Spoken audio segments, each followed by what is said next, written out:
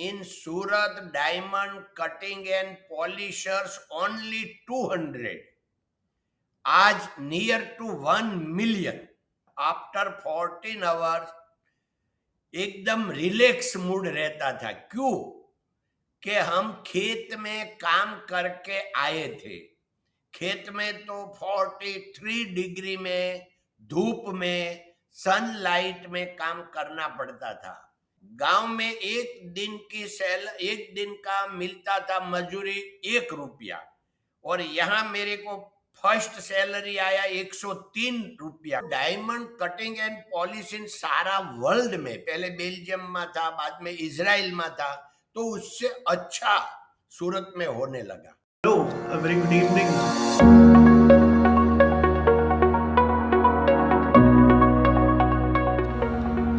A very good evening, viewers. Welcome back to Swarajya Conversations. It's been a while since we've produced any podcast, and the reason is I've been on the road, I've been traveling. Gujarat elections are around the corner, and I've been traveling all around Gujarat, and it's only 2 days ago that I hit the home base once again. And today we are resuming the Swarajya Conversations podcast once more. And who better to join me than Govind G. Dolakhia, who is popularly known as Kaka in Gujarat.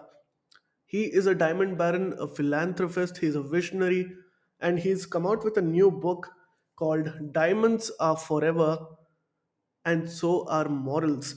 And this is an autobiography of Kaka, and which is written by Arun Tiwari ji and Kamlesh ji. And Kamlesh ji is on the background. You can't see him, but he is our translator because Kaka is most suitable with speaking Gujarati and Hindi, and I'm most suitable with English and Hindi. So we'll need a translator. First of all, Kaka, thank you so much आप join करने के लिए बहुत बहुत धन्यवाद. नमस्ते जी, नमस्ते जी। Kaka, it was very wonderful. You gave me a tour of such good hospitality. आपने बुलाया ऑफिस में और एक टूर भी दिया, एम्प्लॉयज के साथ बात करवाया और खाना भी खिलाया, और इतना बढ़िया खाना था क्योंकि जब मैं कार से आपका ऑफिस आ रहा था ना, जतिन जी मुझे बोले कि बहुत सारे सेलिब्रिटीज आते हैं, पॉलिटिशियंस आते हैं, एक्टर्स आते हैं, सब तरह के लोग ऑफिस आते हैं, और कई बार सूरत इसलिए आते हैं कि वो खाना खा सकते हैं। वो इनिशियली आई डेंट रियलाइज कि क्या बोल रहे हैं ये, ऐसा क्यों बोलेंगे। खाना खाने के बाद उसका पूरा अंडरस्टैंडिंग आ गया मुझे। सूरत का जमण। तो अभी आपकी बुक आया है, and do tell us why you decided to tell this story and why it's important right now for the people of India and for youngsters like me to understand the story that you have to tell. ये book ऐसे तो हमारे generation के लिए बनाया है, क्योंकि मैं 40-50 साल से डेली डायरी लिखता था। कभी नहीं भी लिख पाता हूँ बीच में, मगर ऐसे टूटक फूटक लिखा हुआ था पूरा 50 साल का डेली डायरी। तो ये कोरोना काल में हमने सोचा कि हम क्या बैठ के करेंगे, तो थोड़ा देखता था सब। तो फिर अरुण तिवारी जी का फोन आया कि काका, आपका बायोग्राफी आपने जो तैयार किया है वो आप मेरे को भेज दो, तो मैं आपको हेल्प करूं, और अपने उनको कोरोना काल है तो जूम मीटिंग में बात करके करेंगे। तो जो मेरा डेली डायरी था उसको हमने दिया यहाँ एक हमारा जो यूनिवर्सिटी में एक प्रोफेसर को कि भाई इंग्लिश कर लो गुजराती का। तो इंग्लिश करके हमने भेज दिया अरुण तिवारी को, और अरुण तिवारी जी ने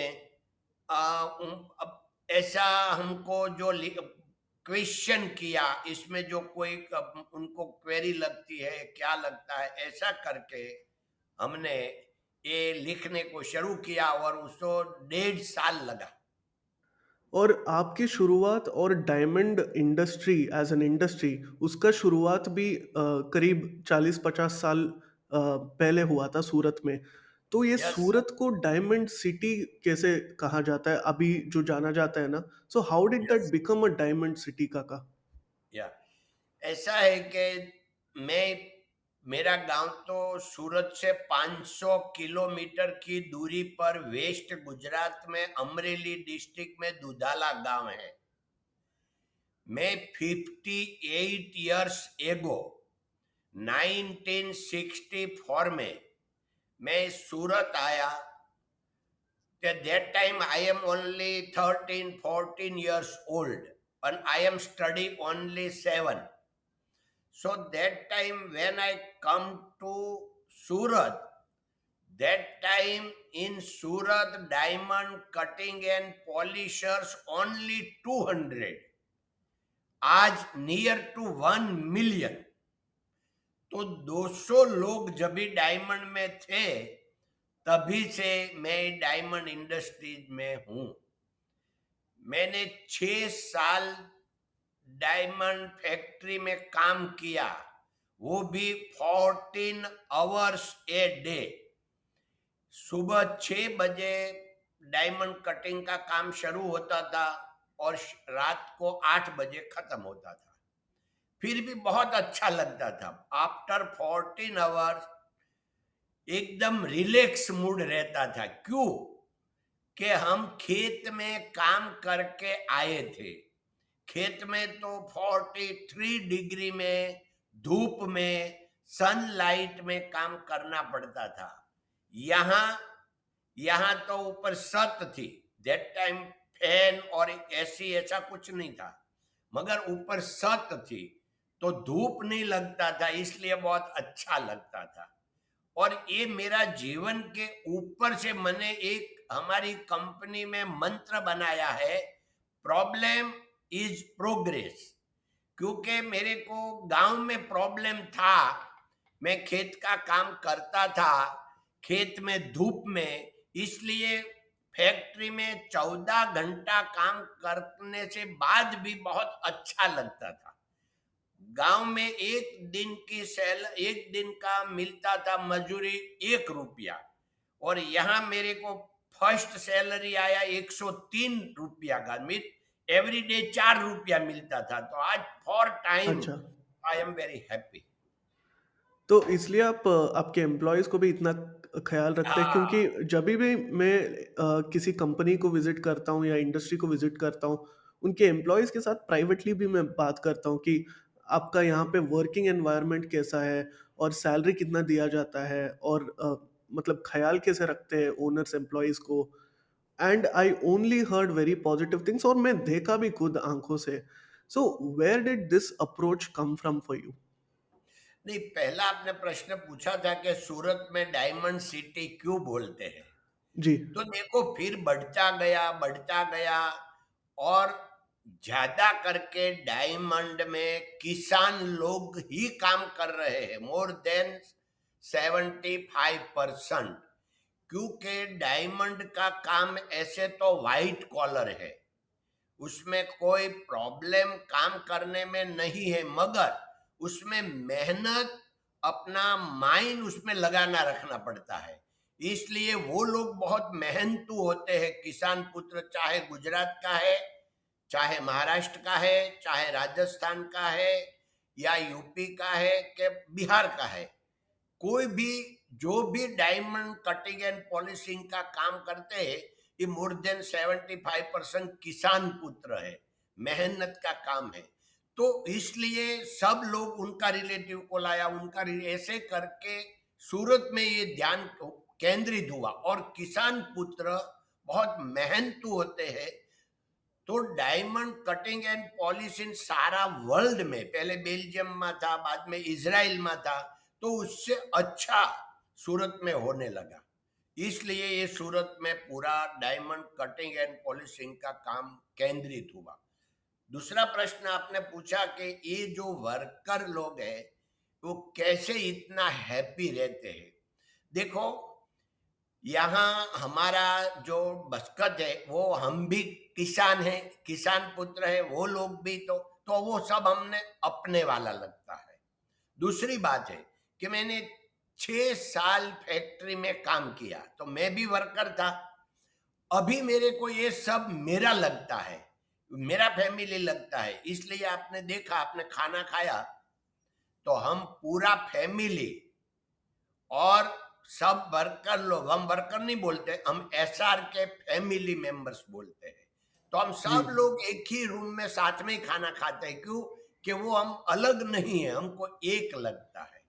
और दूसरी बात हुई सैलरी की, तो देखो दुनिया में उदारता का इतिहास होता है, लोभिया का इतिहास नहीं बनता।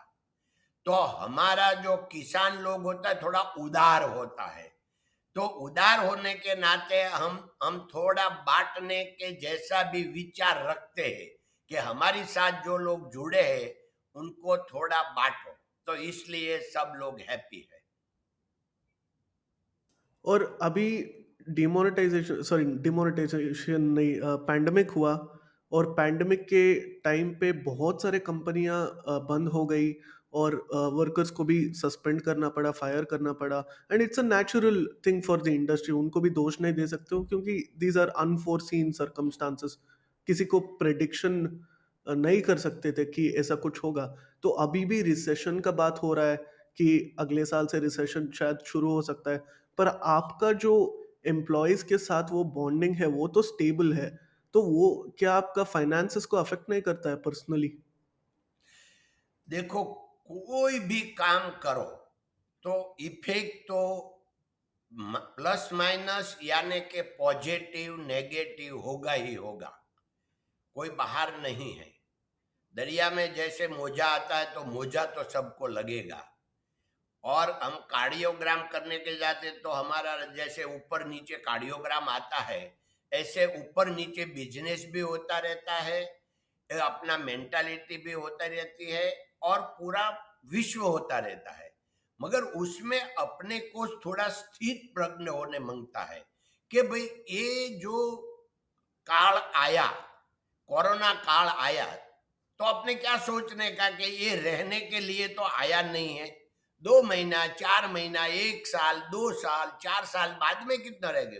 वो जो आया वो तो जाने वाला है ही।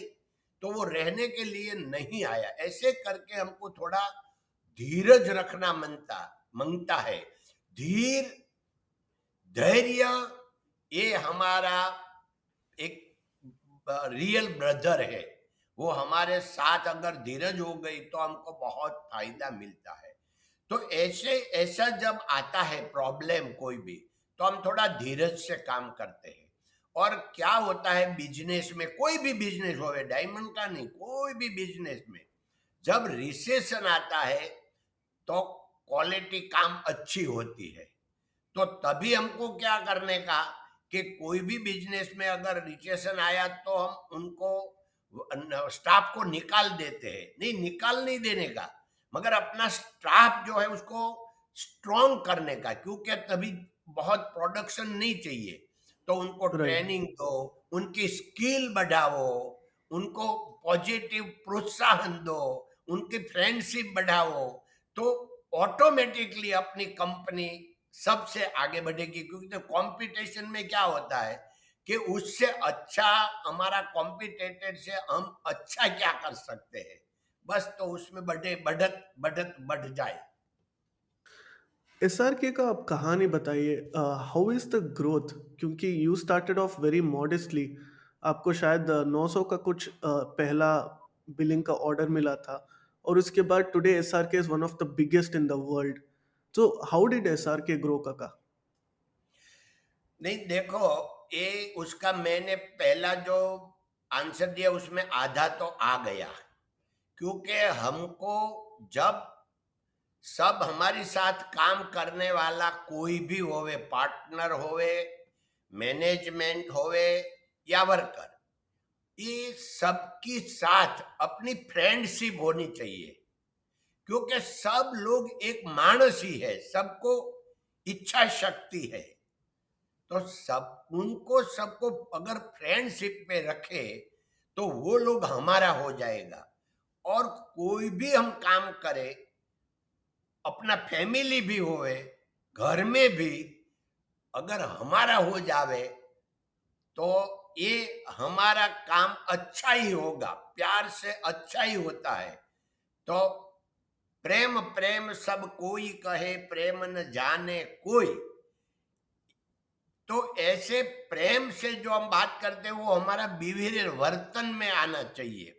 प्रेम, धैर्य और डिसीजन, फास्ट डिसीजन, ये जी। होगा तो कोई प्रॉब्लम नहीं। और सहन शक्ति बड़ी बात है कि कोई भी चीज आवे तो बस ऐसे धैर्य रख के सहन करने का, कि भाई आज आया, थोड़ा घाटा गया, मगर हमने उसमें से, यही कंपनी में से हमने कमाया है, फिर आएगा, थोड़ा घाटा होगा, उसमें से जाएगा ने।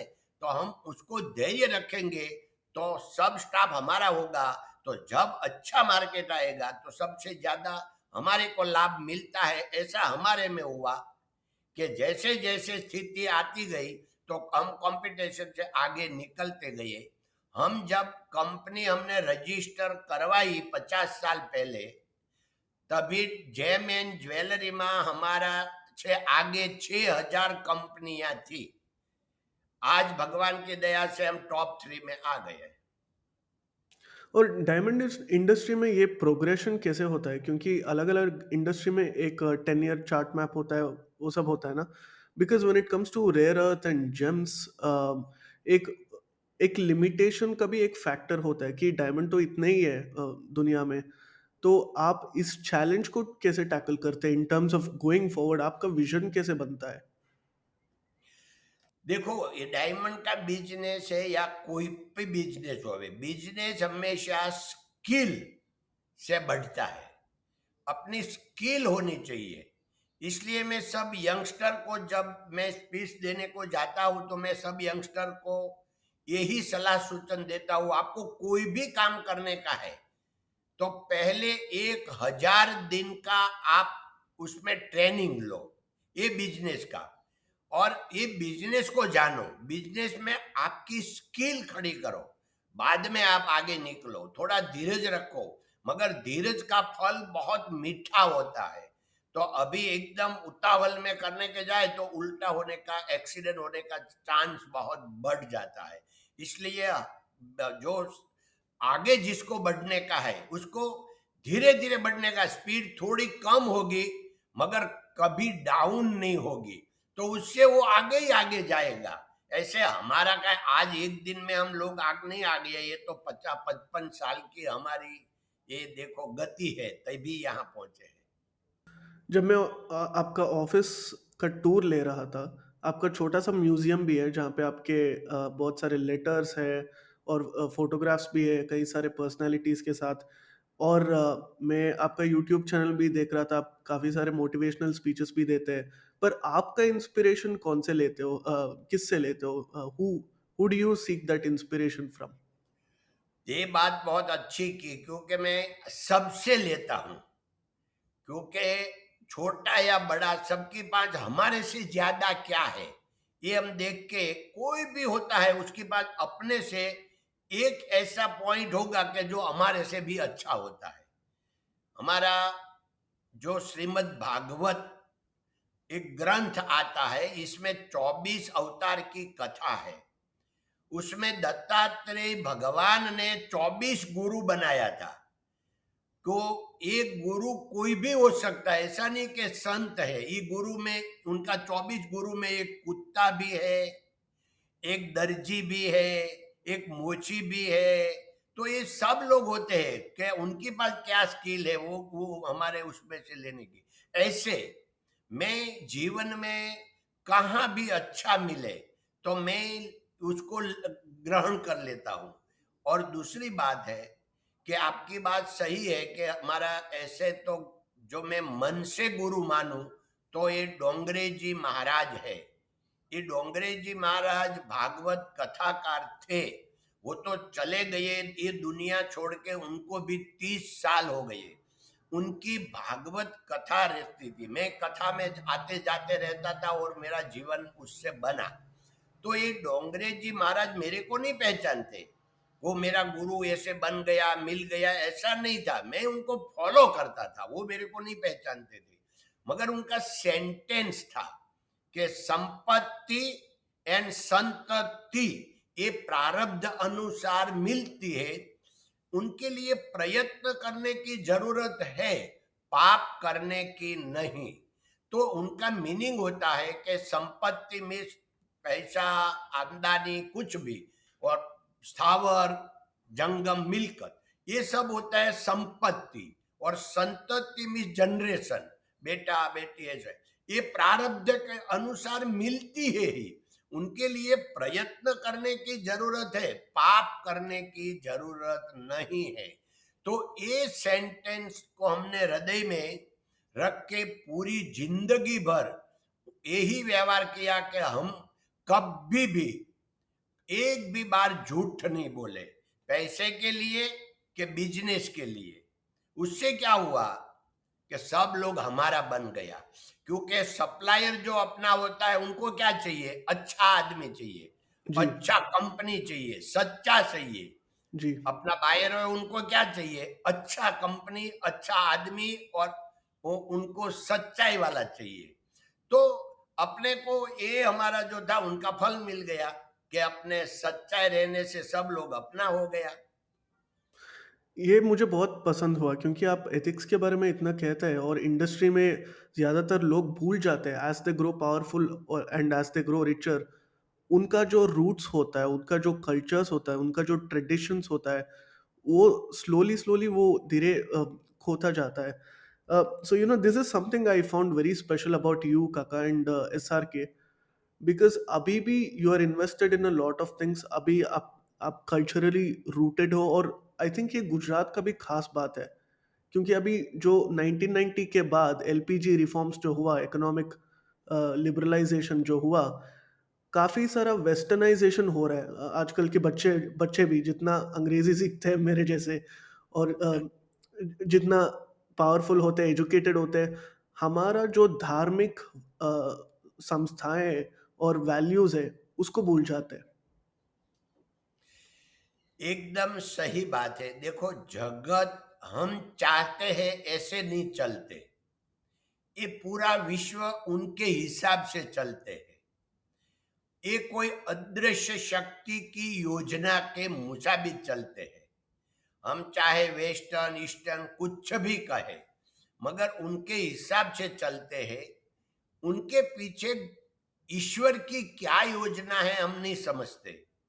मगर पहले से मानो, ये हजारों साल से, सैकड़ों साल से ऐसा ही रहता है कि जो ओल्ड और जनरेशन चेंज होता है, तभी ओल्ड लोगों को ऐसा ही लगता है कि अभी नया जनरेशन बराबर नहीं कर रहा है और नया जनरेशन बिगड़ गया है। पहले से है, 100 साल पहले भी ऐसा था, आज भी ऐसा है। हाँ, वो बात सही है कि जो न्यू जनरेशन है उनको पहला इतना जो मिलता था माहिती, वो पहले नहीं मिलती थी। आज सोशल मीडिया में उनको बहुत माहिती मिल जाती है और उनको ग्रहण करने की शक्ति से वो ज्यादा उनको वजन हो जाते हैं। इसलिए क्या होता है कि वो देखा देखी करके, उनकी स्किल नहीं होती है, लायकात नहीं होती है, मगर वो मान लेता है कि I am something, I can, ऐसे करके वो गलत रास्ते पर चले जाते हैं। फिर जब मुश्किल आ जाता है तो गलत डिसीजन भी लेना पड़ता है और वो मुश्किल बढ़ती ही बढ़ती जाती है और फिर खत्म हो जाते हैं। देखो, आज सुसाइड का कितना बढ़ गया, उनका कारण है कि सहन शक्ति नहीं है। सहन जी, शक्ति, पूज्य डोंगरे जी महाराज ऐसे बोलते थे कि सहन शक्ति ये महान शक्ति है। ये ये कोई लोग उनको कमजोरी समझते हैं, मगर सहन शक्ति वो कमजोरी नहीं है, ये महान शक्ति है। तो अगर थोड़ा सहन कर ले तो कोई प्रॉब्लम नहीं है। तो ये जो सब लोग आवेश में, आवेग में जो गलत डिसीजन लेते हैं, ये बहुत मुश्किल अभी अपने लिए, राष्ट्र के लिए और विश्व के लिए है। तो आपकी बात सही है। मैं सुबह में 15-20 मिनट, आधा घंटा एक रिलीफ सेंटर में बैठता हूँ। वहां सब लोग मेरे को मिलने के लिए आ सकता है।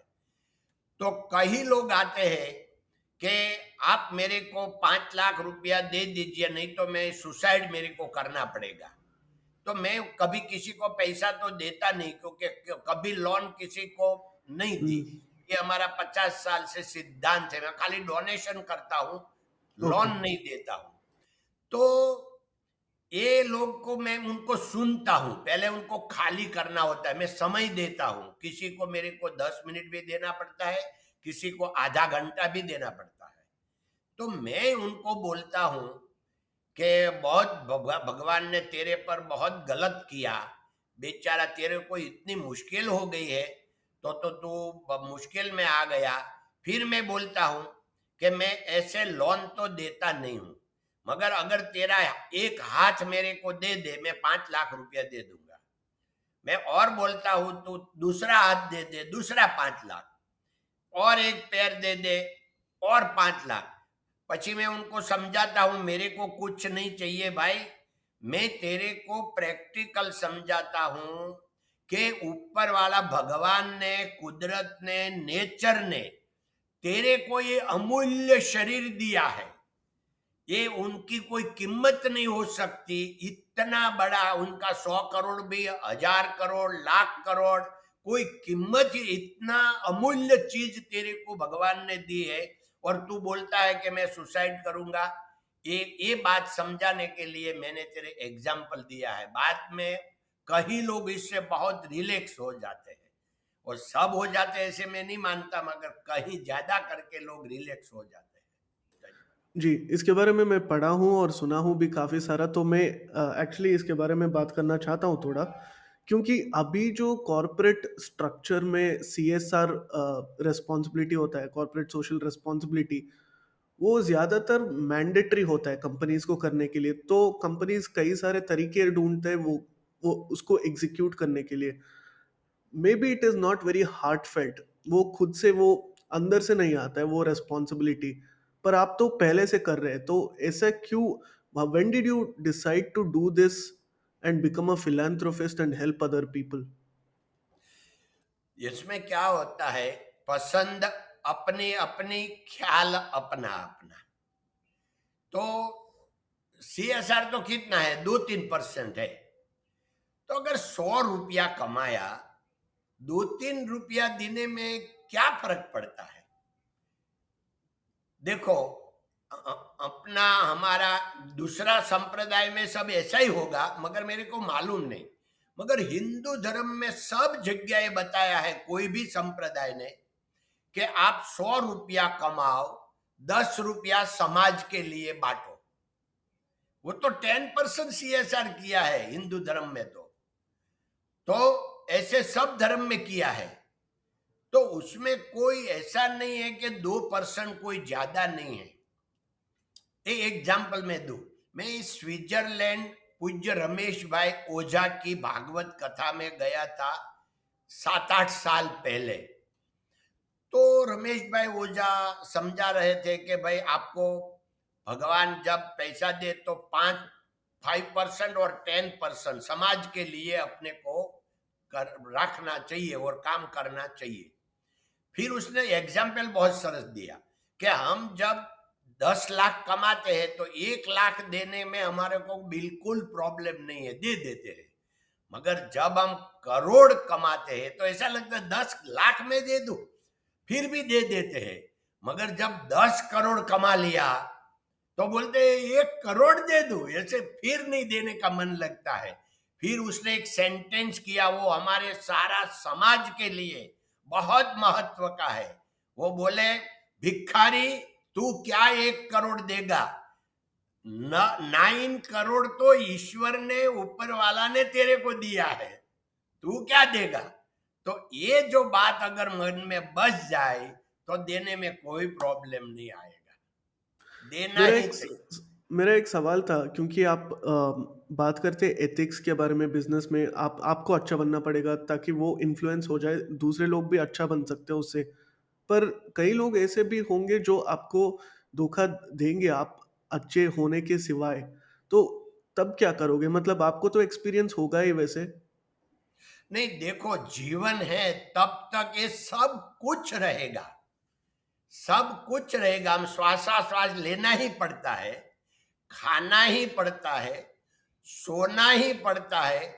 ऐसे सोसाइटी में अच्छे बुरे लोग बोले वो सुनना ही पड़ता है, अपने बिजनेस में सुनना पड़ता है, सब कुछ होता है, मगर इसके हम विचलित नहीं होंगे। क्योंकि मेरे को एक व्हाट्सएप आया था, ये दुनिया में सबसे बड़ा है रोग, क्या कहेंगे लोग।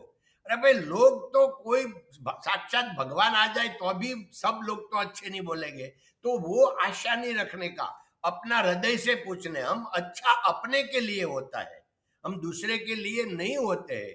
देखो, मोरारी बापू ने हमारे वहां कथा थी 2015 में, तभी उसने बोला था कि सत्य, प्रेम और करुणा यही जीवन है। तो सत्य हमारे लिए, राम सत्य का आधार है, प्रेम परस्परस दोनों के लिए, उसमें कृष्ण उसके ऊपर उनका आधार है प्रेम, और करुणा भगवान बुद्ध वो आधार है। करुणा दूसरे के लिए, उसमें हमारा कुछ है ही नहीं, करुणा तो दूसरे के लिए होती है। सत्य हमारे लिए, प्रेम अरस परस दोनों के लिए, और करुणा दूसरे के लिए। अगर इतना समझ में आ जाए तो जीवन भरपूर बन जाए। काका, आप तो इतने सारे लोगों से मिले हैं, आपको तो कुछ यूनिक एक्सपीरियंसेस होगा जो आप भूल नहीं सकते ज़िंदगी में। तो वैसे एक्सपीरियंसेस हमें एक दो बताइए जो आपको बहुत ही इम्पैक्टफुल हुआ ज़िंदगी में। वो नेगेटिव भी हो सकता है या पॉजिटिव भी हो सकता है, जो भी आप अभी तक याद में रखते हो। देखो, हमारे वहां जब रतन टाटा जी आया घर में, तो हम दोनों साथ में हिचका पर बैठे थे। तो मैंने बोला, आपको कॉफी लेंगे? मैं बोलूंगा, गुजराती में इतना मीठा बोलते हैं। हम बोलते हैं कि आपको फ्रेश होने का है, मैं बोलूंगा। कुछ भी बोलो, इतना मीठा बोलता है, तो अपने लगे इतना बड़ा आदमी, ऐसे लगे अपना उससे तो ज्यादा स्ट्रांग तो अपने वहां अपना घर नौकर भी होगा, इतना सॉफ्ट कॉर्नर। तो हम मानते थे कि भाई हम बहुत विवेकी है, बहुत, अपने उनको देख के लगा कि हम तो उससे 5% भी नहीं है। प्रेम, उनके पास प्रेम, करुणा, सत्य सब कुछ था, और इतना शांत, साइलेंस एकदम। तो ये देख के पूरा ऐसे लगते हैं कि ये ही जीवन है।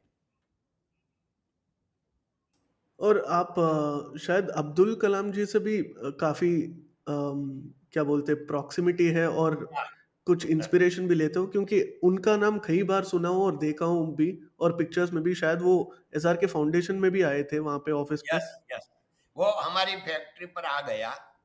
हम्म। ऐसा हुआ कि हमने उनको लिखा था कि आप टेक्नोलॉजी का जीव है, आपका सब्जेक्ट वही है, तो आप हमारे यहाँ डायमंड फैक्ट्री में आएंगे तो आपको भी इतना टेक्नोलॉजी का जो सब्जेक्ट मिलेगा तो आपको बहुत आनंद आएगा। मगर उनके आंसर नहीं दिया था, क्योंकि हमको पहचानते नहीं थे। फिर हमारा एक्स मिनिस्टर वल्लभ भाई कथिरिया हमारा फ्रेंड था, राजकोट वाला। उसने हमने बताया कि आप हमको वहां ले जा सकते हैं। उसने बोला वो मेरे को तो बहुत अच्छी तरह पहचानते हैं, मेरा खास चाहक भी है। उसने तुरंत फोन किया, तो वो बोला मंडे को आ जाओ। हमारे को तो रास्ता खुल गया। फिर हम उनके वहां मंडे पहुंच गए, तो हमने ये सब बातें की। फिर हमने पूछा, आप सूरत पधारे हमारी डायमंड फैक्ट्री में, आपको बहुत आनंद आएगा। ये बोला मेरे को थोड़ा डायमंड लेने का है, तो मैं सूरत डायमंड फैक्ट्री में आऊं, मेरे को क्या काम है। फिर हमने बोला कि जो आपको और हमारी में कोई बराबरी कभी भी नहीं हो सकती, मगर आप भी गांव के आदमी है, हम भी गांव के हैं, हम किसान पुत्र है, ऐसा काम किया है। और अभी हम गांव में ट्राइबल एरिया में इतना काम करते हैं, ये सब कुछ उनको बताया, तो बोला अभी मैं आऊंगा, क्योंकि मेरा जो सोच है ये तो आप कर रहे हैं, तो जी। अभी मैं हम साथ मिलके काम करेंगे, अभी मैं आऊंगा। और इतना हैप्पी हो गया यहाँ आके, वो आया था यहाँ, उनको टाइम 45 मिनट दिया था, फिर 2 घंटा रुक गए, इतना उनको अच्छा लगा। तो बात यही है कि वो तो हमारा भाग्य में नहीं, राष्ट्र का भाग्य में नहीं कि वो एकदम सडनली हमारे वहां आया, बाद में एक आध साल में चले गए।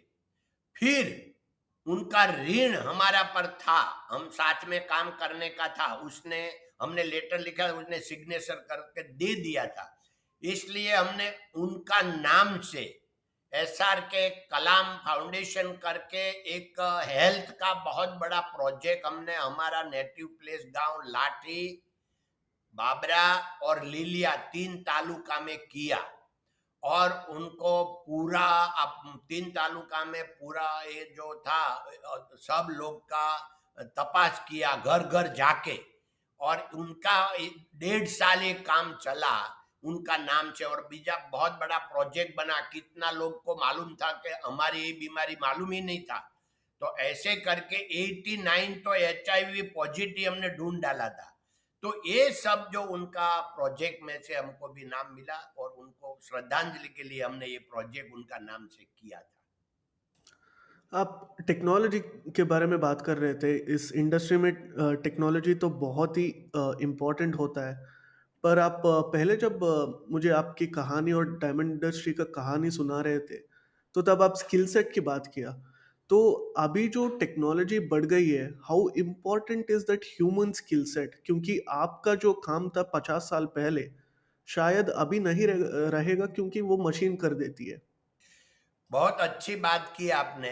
देखो, टेक्नोलॉजी बहुत महत्व की है, मैं सबको समझाता हूं कि अपने टेक्नोलॉजी, हमारा फैक्ट्री है, हमारा बिजनेस है, ऑफिस है, घर है, कि हमारा जीवन है, सबसे पहले टेक्नोलॉजी लेना चाहिए। क्योंकि सबसे पहले हम लेंगे तो हमारा बरकत होगा, हम आगे निकलेंगे टेक्नोलॉजी का सपोर्ट से। अगर पहला नहीं ली तो बचने के लिए बाद में तो लेनी पड़ेगी, क्योंकि अगर नहीं लेंगे तो हम कंपटीशन में से निकल जाएंगे।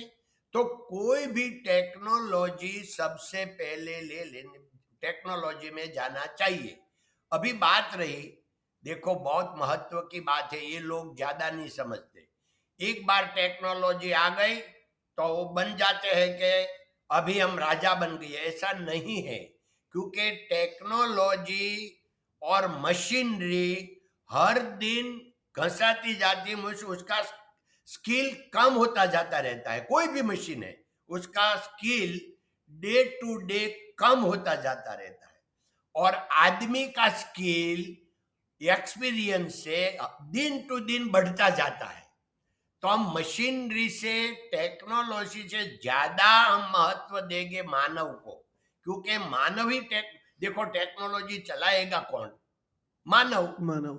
तो मानव को महत्व लोग नहीं देते, टेक्नोलॉजी के सामने देखते हैं। भाई मानव अगर अच्छी तरह नहीं चलाया तो वो तो, जैसे यहाँ रेलवे का ट्रैक है बड़ौदा में, जी। सूरत से बड़ौदा जावे, 3 इंच ऐसे कर दे तो वो ट्रेन दिल्ली चली जावे, 3 इंच ऐसा कर दे तो अहमदाबाद चली जाए।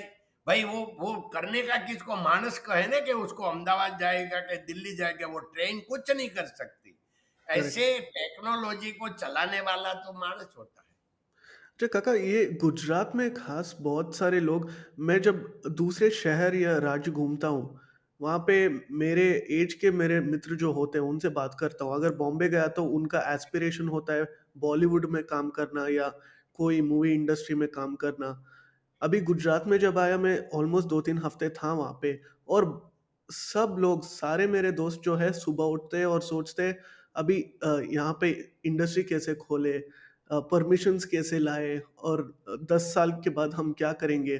तो ये स्पेशली गुजरात में ऐसे माइंडसेट कैसे बना? देखो, ये मानव जात नहीं, जीव प्राणी मात्र कोई भी जीव है, सूक्ष्म या बड़ा, हाथी भी होता है तो उनका जो वडील करते हैं ऐसे वो उनका बच्चा करते हैं। मानव जात में भी अगर भाई गुजरात वाला क्या काम करते हैं, सौराष्ट्र वाला क्या करते हैं, डायमंड में आए तो उनका रिलेटिव, भाई का लड़का, मामा का लड़का, वेवाई का लड़का सब डायमंड में आएंगे। टेक्सटाइल में गया तो उनका सब रिलेटिव टेक्सटाइल में आएंगे। तो ऐसे जो आप देखो तो आप कोई भी कास्ट ले लो कि महाराष्ट्र वाला अगर ये बिजनेस में तो जा उसमें आएगा। अपने हम देखते हैं कि अपना बंगाली तो गोल्ड का काम बंगाली लोग करते हैं। क्यों? कि पहले उसका बाप दादा ने किया, उसने किया, उसका भाई का लड़का लाया, सब लाया, तो पूरा इंडिया में बंगाली जो लोग है वो गोल्ड का ऑर्नामेंट बनाने में उनका माहिर हो गया। तो ऐसे गुजरात में सब एक वातावरण ही ऐसा है, एनवायरनमेंट ही ऐसा है। वो बच्चा जब जन्मता है तब से उनका पापा, उनका दादा बात करते हैं, पड़ोसी बात करते हैं, गांव का लड़का सब बिजनेस की बात करते हैं, तो सब बिजनेस ही करेगा। अच्छा, जब मैं ये बुक पढ़ रहा था, काफ़ी सारे लोग इसके बारे में तारीफ भी कर चुके हैं। पीछे ब्लर्ब में भी और अंदर ये praise for the book section एक है। और यहाँ पे एक नाम तो पहले आता है, नरेंद्र भाई मोदी का। तो या आपका और नरेंद्र भाई मोदी का रिश्ता कैसे रहा है, दोस्ती कैसे रही है? थोड़ा सा इंसाइट्स बता दीजिए आप। ये है कि नरेंद्र भाई से हमारा बहुत क्लोज फ्रेंडशिप है। हमारे को जैसे बोलते हैं कि पॉलिटिक्स के कुछ लेन देन नहीं है, क्योंकि हम पॉलिटिक्स में नहीं है डायरेक्ट, इसलिए हमको कुछ मालूम नहीं है। मगर जी। ये जो यहाँ आया और उसने जो गुजरात का काम जैसे शुरू किया, तो वो लोग ने क्या बोला, भाई मेरे को ये करने का है तो आप मित्र मेरे को मदद करेंगे। ऐसे 5 लोग को बुलाया तो 5 लोग बोलेंगे कि भाई हाँ क्या करने का है, तो कि ये भाई वाटर रिचार्ज का काम करता है, तो सब सब आप लोग वो खुद का गांव में एक एक गांव दत्तक ले लो और ये काम करो। ये काम तो है सरकार का, मगर सरकार कितना करेगा, तो आपने भगवान को दिया है तो आप एक गांव को तो बनाओ। ऐसा करके उसने सबको वो किया। तो ये मेरे को अच्छा लगा कि ये आदमी बहुत अच्छा है, कि उसको ऐसा नहीं बोलता है कि चलो भाई आप मेरे ऐसे करो, राजकारण में ऐसा मेरे को मदद करो, मेरे को मत दिलवाओ, ऐसा कुछ नहीं बोलता। वो बोले विकास का क्या बात है, आप क्या कर सकते हैं। अब भी सरदार धाम का यहाँ प्रोग्राम था तो ऑनलाइन उनका स्पीच चल रहा था, तो उसने क्या बोला कि भाई ये सामने बैठा मैं कई लोग तो ज्यादा करके जानता हूं, तो आप सब लोग ये 75 का जो साल अभी चल रहा है अमृत महोत्सव राष्ट्र का, तो आप एक एक डिस्ट्रिक्ट में 75 75 तालाब बनाओ। तो ये बात करते हैं बस एक ही बात के कैसे राष्ट्र का भला होता है, कैसे उनका यही सोच काम होता है। इसलिए उनके साथ मेरे को बहुत अच्छा लगता है और हम उनको चाहते हैं, इसलिए वो हमको चाहते हैं। थैंक यू सो मच काका। एक आखिरी बात, आप यंगस्टर्स को, मेरे जैसे युवा पीढ़ी को क्या कहना चाहते हैं? आपका मैसेज क्या है? देखो मैंने पहले ही बोल दिया ऐसे कि युवा मित्रों को मेरी प्रार्थना है कि आपका जीवन बहुत लंबा है, आप बिल्कुल चिंता नहीं करें और एक्साइट में, गलत काम में, गलत डिसीजन में कभी भी मत जाओ। सत्य का बहुत बड़ी ताकत है, तो ये धीमे धीमे आपकी तरक्की होगी मगर उसको कोई रोक नहीं पाएंगे। अगर आपने थोड़ा भी अनएथिक्स काम कर दिया शुरुआत में तो कहां भी जाके एक्सीडेंट होने ही वाला है। तो एक बात यही है, आप कोई भी काम करना चाहते हैं तो ये पहला काम को बराबर समझ लो, उनको न्याय मिले ऐसा स्किल डेवलप करो, बाद में उसमें जाओ। दूसरी बात है कि आपकी ताकत कौन सी है, आपका स्वभाव कौन सा है, आप कौन सा बॉक्स का आपका जीव है, यही बॉक्स का काम करो। सब दुनिया में काम अच्छा है, मगर देखो आपको कौन सा काम पसंद है, आप खुद को पहचानो। सुबह से शाम तक आप लिखने लगो मेरे को कितना बजे मेरे को आनंद आया। अच्छा 11 बजे, तो 11 बजे क्यों आनंद आया? तो कि ये मेरे को जो मिला ये काम मेरे को बहुत पसंद है। बस पसंदगी का आप काम करेंगे तो आपकी प्रगति बहुत होगी। देखा देखी से कभी भी मत करना। आपकी ताकत देख के आपका जो सोच है, आपका विचार है और आपको जैसे भी अनुकूलता है वो ही काम करना। धन्यवाद। धन्यवाद काका, thank you so much for joining us और सरस। इतना आपका एक्सपीरियंस और आपका जर्नी शेयर करने के लिए हमारे साथ। थैंक यू सो सरस भाई मच। आपको बहुत मैं एकदम इतना आपने टाइम दिया, हमारे वहाँ सूरत पधारे, हम पहचान के बिना इतना आपने किया। मैं बहुत आपसे प्रभावित हूँ और खूब आनंद हुआ। और फिर कभी मिलते रहेंगे। आप तो जी हमारी बिल्कुल। ऐसे बात करते रहेंगे, मगर ये तो सब ईश्वर कृपा का फल है। जय हिंद, जय भारत, नमस्ते। Namaste, Govind Kaka. Thank you so much. And for everybody who wants to know more and read more about this book, we will put a link in the description below, and you can directly go to Amazon or any other platform and buy this particular book and read this inspirational story about not just about Kaka's life but his journey, and also how Surat became this city as the city of diamonds that it's known today. It's a really interesting story that everybody must know, especially because Gujarat will be in the news right around the corner. Thank you so much and stay tuned for more such conversations in the future.